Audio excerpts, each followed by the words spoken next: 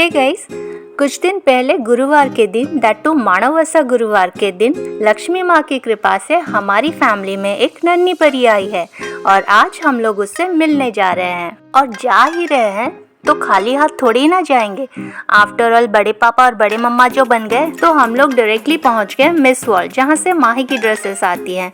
और हमने सोचा कुछ यूजफुल चीजें ही लेना चाहिए, तो फाइनली हमने ये मस्कीटो नेट लिया। और वहां से निकलने के बाद हमारी गाड़ी अपने आप नर्सरी के सामने रुक गई। मैंने तो रुकने को बोला भी नहीं था। तो वहां से कुछ विंटर सेफलिंग लेने के बाद मैं चली आई अपने हस्बैंड को उनकी बर्थडे की शॉपिंग कराने, क्योंकि ये हमारी फैमिली के वो मेंबर हैं जो सबकी सोचते हैं सिवाय खुद की। और फिर शॉपिंग वॉपिंग खत्म करके हम लोग पहुंच गए हमारी नन्ही परी से मिलने। और वहाँ पे मैंने भी उसे अपनी गोदी में लिया और उसके बड़े पापा बेचारे बाहर खड़े देख रहे थे। और उसको गोदी में लेके तो मुझे यश और माही के बचपन का टाइम याद आ गया।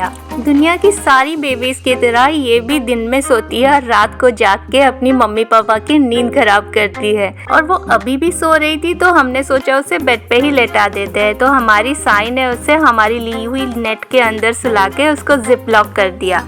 और फिर वहाँ पे हमारी खातिरदारी शुरू हो गई। तो यहाँ पे मेरी भतीजी साई ने कहा, बड़ी माँ आप रुको, मैं आपको खिलाती हूँ। तो हमने एक दूसरे को खिलाया। खाने के बाद साई मुझे ऊपर अपने छत पे ले गई, जहाँ पे बेबी की दादी और नानी मिलके हमारे यहाँ एक ट्रेडिशन है पंचुआती पूजा, उसकी तैयारी कर रहे थे। और ये पूजा बेबी के पैदा होने के 5th डे में ही होता है। तो वहाँ छत पे थोड़ा सा टाइम स्पेंड करने के बाद हम लोग वापस नीचे चले आए और फिर घर वापस आने से पहले सबको बाय बाय बोला। So that's it for today's vlog. Thank you so much for watching. Bye bye.